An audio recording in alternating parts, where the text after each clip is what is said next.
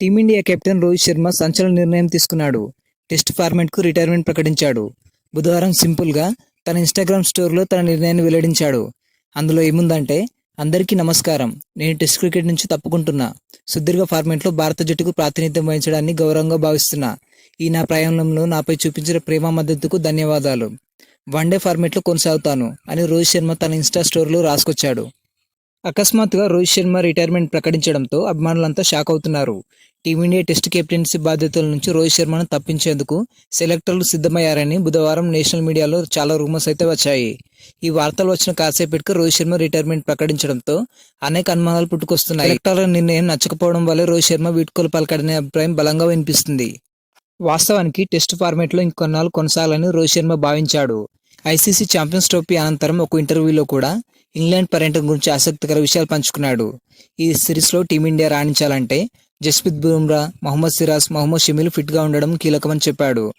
అప్పట్లో తన రిటైర్మెంట్పై వచ్చిన రూమర్స్పై కూడా రోహిత్ శర్మ ఎంతో కోపం చూపించాడు.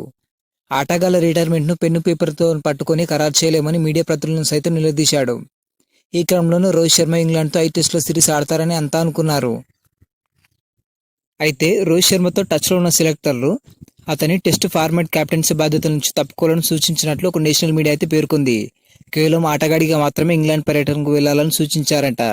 ఈ నిర్ణయం నచ్చని రోహిత్ శర్మ ఆటగాడిగా జట్టులో కొనసాగలేక, కెప్టెన్సీ బాధ్యతలు లేక తన రిటైర్మెంట్ని ప్రకటించినట్లు ప్రచారం జరుగుతుంది. టెస్ట్ ఫార్మాట్లో అతని ఫామ్ కూడా గొప్పగా లేకపోవడంతో తుది జట్టులో చోటు దక్కించుకోవడం కష్టమని భావించే రోహిత్ శర్మ గౌరవంగా తనకు తానుగా తప్పుకున్నాడన్న అభిప్రాయం కూడా వ్యక్తమవుతుంది. అయితే తన వీడ్కోలుకు గల కారణాలు మాత్రం రోహిత్ శర్మ వెల్లడించలేదు. అయితే వన్డే కెప్టెన్సీ బాధ్యతల నుంచి కూడా రోహిత్ శర్మను తప్పించే అవకాశం ఉంది. టీమిండియా టెస్ట్ కెప్టెన్సీ రేసులో శుభ్మాన్ గిల్, రిషబ్ పంత్ పేరు బాగా వినిపిస్తున్నాయి. రోహిత్ శర్మ తనకు తానుగా రిటైర్మెంట్ ఇవ్వలేదని, టీమిండియా సెలెక్టర్ల ప్రెజర్ వల్లే తన రిటైర్మెంట్ తీసుకోవాల్సి వచ్చిందని చాలా రూమర్స్ అయితే వినిపిస్తున్నాయి. మరి మీకేమనిపిస్తుందో కమెంట్ చేయండి.